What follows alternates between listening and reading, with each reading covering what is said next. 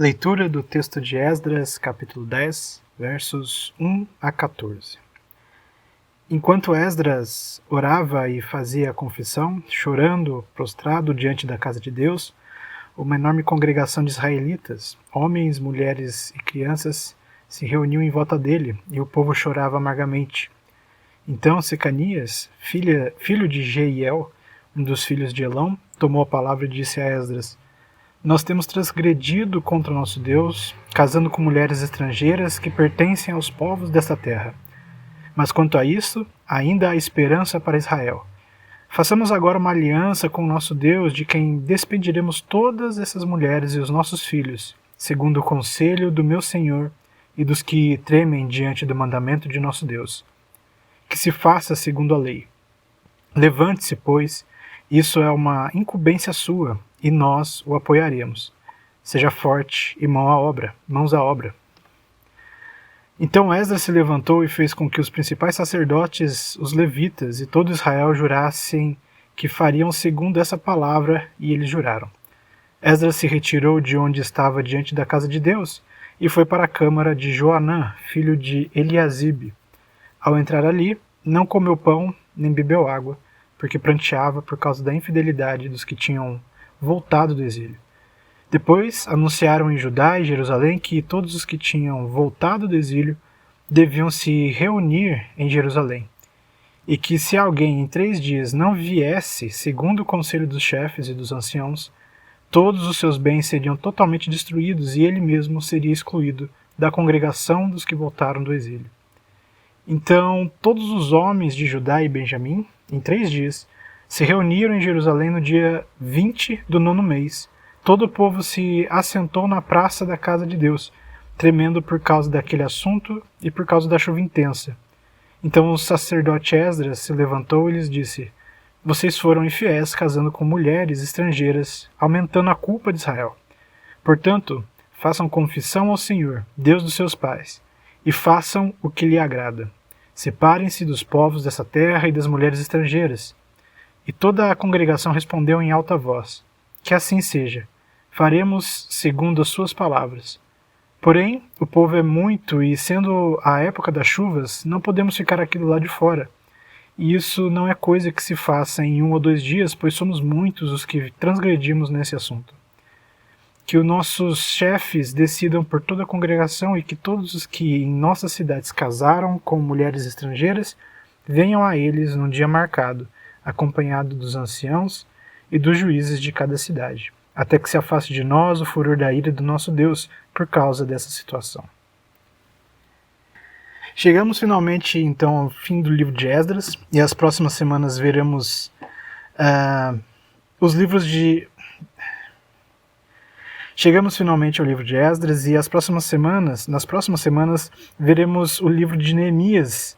E até aqui vimos lições muito importantes para construirmos as nossas vidas, né? Na primeira reflexão, percebemos a importância da adoração, de como nossos corações devem estar satisfeitos em Deus, se quisermos ter qualquer tipo de reconstrução nas nossas vidas e também em nossa comunidade. Na segunda reflexão, refletimos como devemos reconstruir nossa identidade através da nossa adoração. Se quisermos ser verdadeiramente cristãos, precisamos aprender a adorar a Deus e nos entendermos como parte da família de Cristo e, por isso, filhos de Deus comprados pelo sangue de Cristo.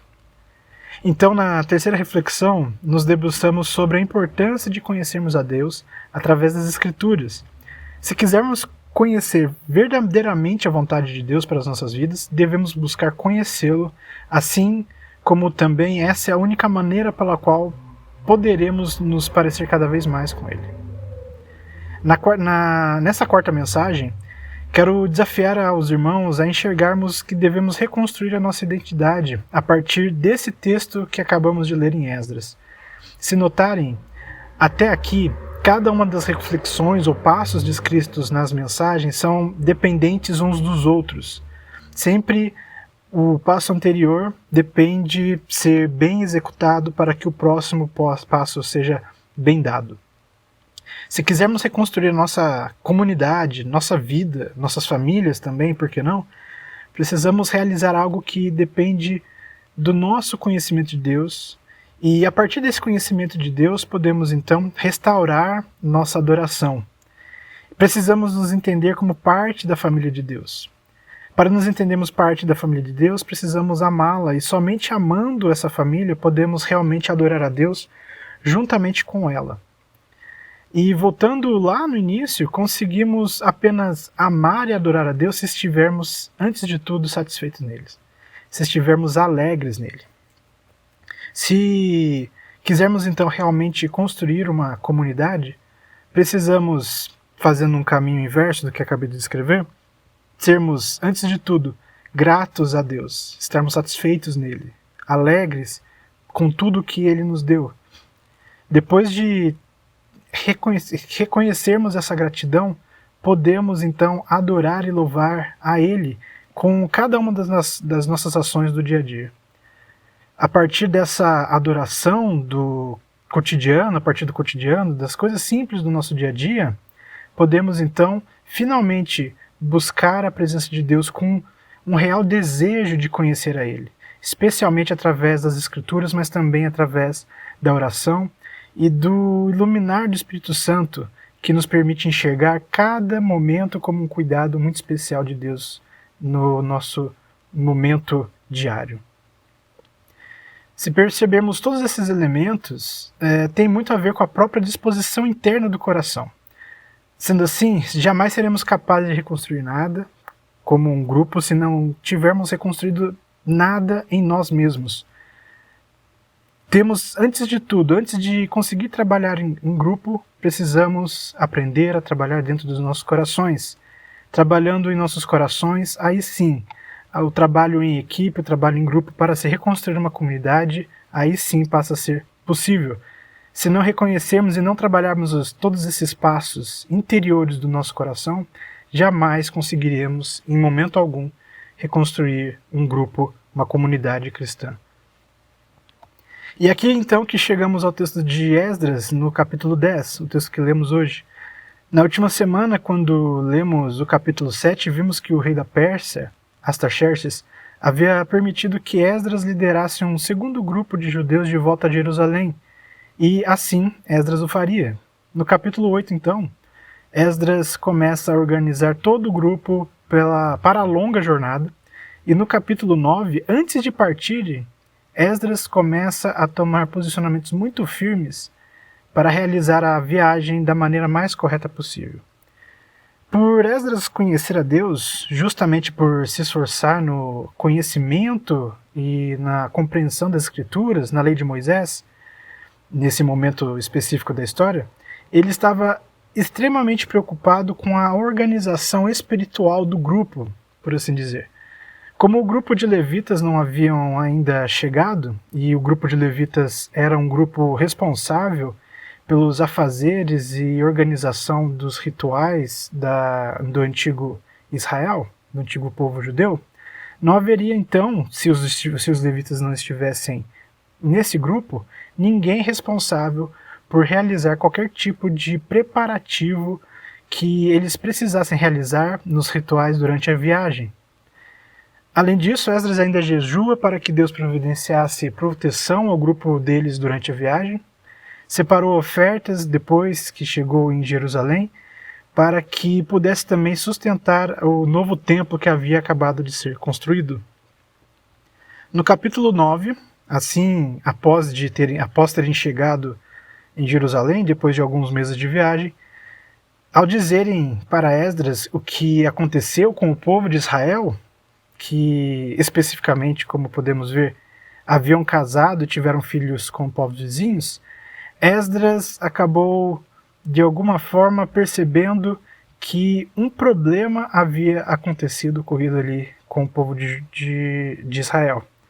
De modo semelhante ao que vimos alguns capítulos atrás, temos um problema envolvendo idolatria que se instalou no meio do povo de Deus, exceto que antes havia tido um cuidado de que os judeus não se misturassem com os povos vizinhos.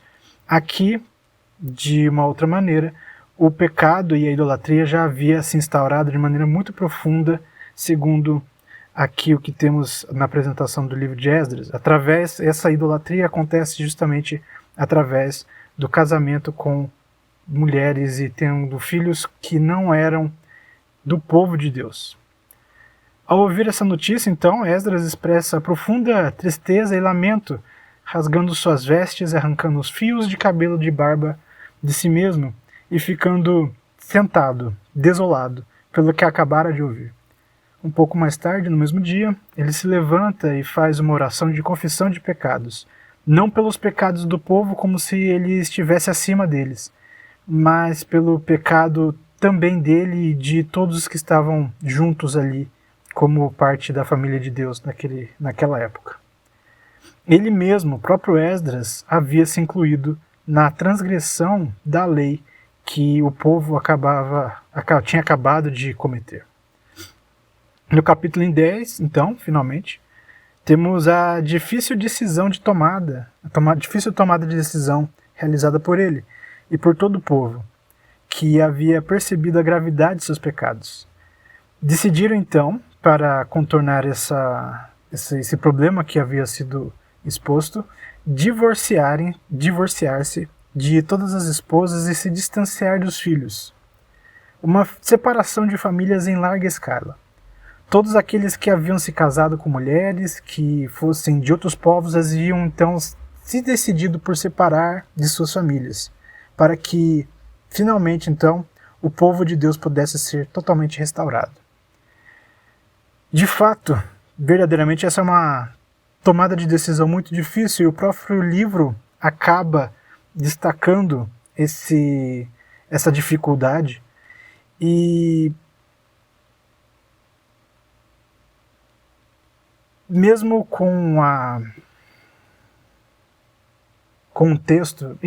o texto não dando muito prosseguimento ao que acontece logo em seguida, de qualquer maneira ele dá indícios do que nós podemos ver nos capítulos seguintes, ou melhor, no livro seguinte de Neemias, que faz parte do mesmo pergaminho, é um livro que deve ser lido juntamente com o livro de Esdras. Mas isso veremos na próxima semana.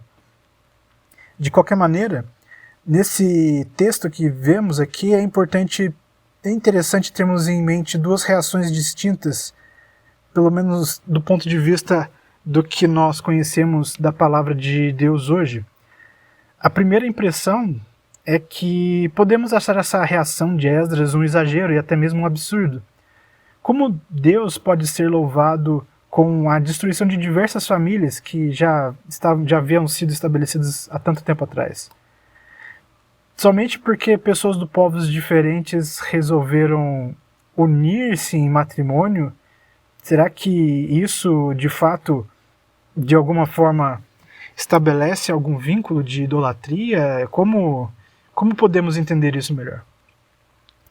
Aos nossos olhos, realmente isso pode parecer absurdo, mas o que esses casamentos significavam realmente para os judeus naquela época era que os judeus, quando se casavam com esposas de outros países, de outras nações vizinhas, geralmente acabavam adotando também suas divindades, seus cultos e suas práticas pagãs, suas práticas que faziam parte da identidade religiosa dos povos vizinhos, e portanto assim abandonavam suas próprias práticas religiosas, tornando assim eles transgressores da lei de Deus.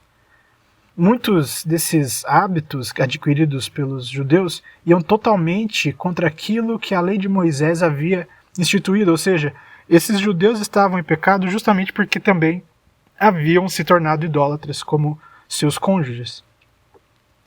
Quando o povo percebeu isso, eles mesmos se comprometeram a se separarem de suas esposas para sair de seu estado de idolatria.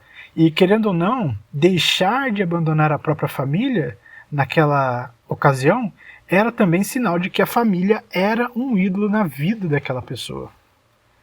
Encontramos então algo muito parecido no Novo Testamento, quando Jesus nos aconselha a retirar o nosso próprio olho e cortarmos as nossas próprias mãos, se estes nos levam a pecar.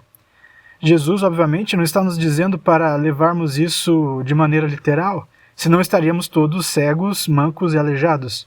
O que ele nos diz, porém, é que devemos levar muito a sério o nosso compromisso com Deus. Se de fato amamos a Deus, deveríamos estar inteiramente dispostos a renunciar a tudo aquilo que nos afasta dele. De modo semelhante, então, o que temos aqui nesse capítulo 10 do livro de Esdras é um povo tão determinado a viver de maneira correta diante de Deus que tomam a difícil decisão para restaurar a comunidade do povo de Deus, tomam a difícil decisão, a disposição de abandonar todo tipo de prática idólatra na vida deles, mesmo que isso significasse separar-se da própria família. Isso nos deixa então com uma pergunta muito difícil em nossas mentes. Será que eu estou realmente disposto a sacrificar alguma coisa em minha vida para engrandecer a Deus? Para restaurar a minha vida, minha comunidade e minha família, será que estou de fato disposto a deixar aquilo que me afasta de Deus? É possível até pensarmos que, se acharmos que essa atitude de Esdras e do povo, essa atitude que eles tomaram aqui muito radical, é possível entendermos que provavelmente nós não estamos levando a nossa vida espiritual muito a sério. Nós não estamos levando a nossa vida cristã com seriedade que ela tem que ter.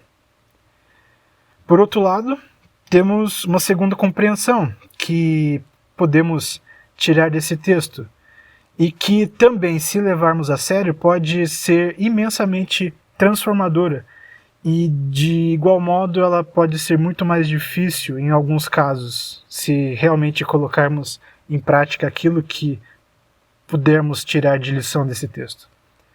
Veja, se olharmos esse período em que Esdras se encontra, podemos perceber que o conhecer da lei de Moisés é o equivalente a conhecer as Escrituras ou a Palavra de Deus que temos hoje. Quando Esdras se esforça para conhecer a Palavra de Deus, nesse momento da história, a Palavra de Deus consiste em apenas 5 livros, os livros de Moisés, o que os judeus chamam de Torá, e nós de Pentateuco, ou seja, os 5 primeiros livros da Bíblia, Gênesis, Êxodo, Deuteronômio, Números e Levítico. Quando percebemos isso, podemos pensar que essa realmente foi a melhor decisão, já que Esdras podia ter tomado, a melhor decisão que Esdras podia ter tomado naquele momento, porque a palavra de Deus ainda não estava completa, não havia sido totalmente revelada, e nem Deus havia se revelado completamente à humanidade. Assim, essa decisão pelo divórcio de todas as pessoas aqui no livro de Esdras provavelmente não teria acontecido por conta da forte oposição que a Bíblia coloca contra a separação de pessoas casadas. Que a Bíblia, o Novo Testamento, coloca contra a separação de pessoas casadas.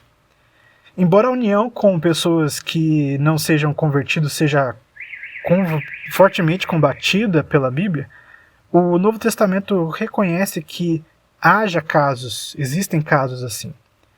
E aqueles que se convertem após terem se casado, o apóstolo Paulo sugere que, inclusive, continuem casados, para que um cônjuge seja um meio da ação de Deus na vida do outro, levando-o a conhecer a Cristo. Sob essa ótica, provavelmente Esdras não teria pedido que os judeus se separassem de suas famílias, mas que, antes de tudo, se voltassem para Deus, para que eles mesmos pudessem ser instrumentos dele, do próprio Deus, para a conversão das suas esposas e filhos. E esse aspecto da compreensão do Novo Testamento trabalha esses elementos de casamento e aliança é que nos trazem ao terceiro ponto, que é uma aplicação mais prática a respeito do que entendemos, do conceito que temos de aliança, que se torna extremamente importante para a reconstrução de uma comunidade. Através de toda a Bíblia e comunando no próprio sacrifício de Jesus, Deus constantemente faz alianças com seu povo, alianças como aquelas em que o noivo e a noiva colocam nos dedos um do outro no momento do matrimônio.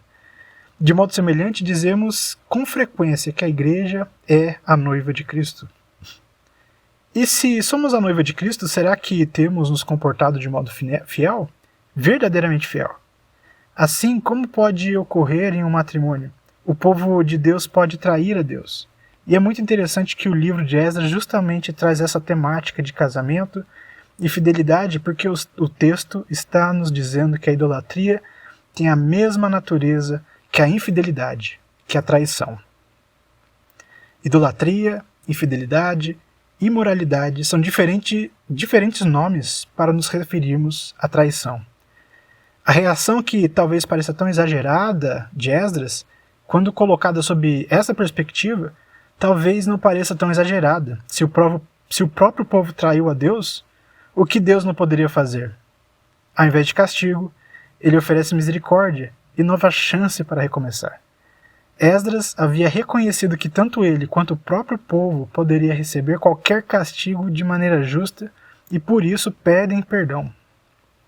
Ainda assim, Deus é misericordioso, especialmente por reconhecer o arrependimento genuíno do próprio povo. Da mesma forma, Jesus, mesmo sendo traído por sua noiva, continua oferecendo perdão e misericórdia. E a cena mais marcante que, pelo menos para mim, existe no Novo Testamento com relação a esse tema, é o que está no Evangelho de João, quando Jesus lava os pés de Judas, mesmo sabendo que Judas o havia traído.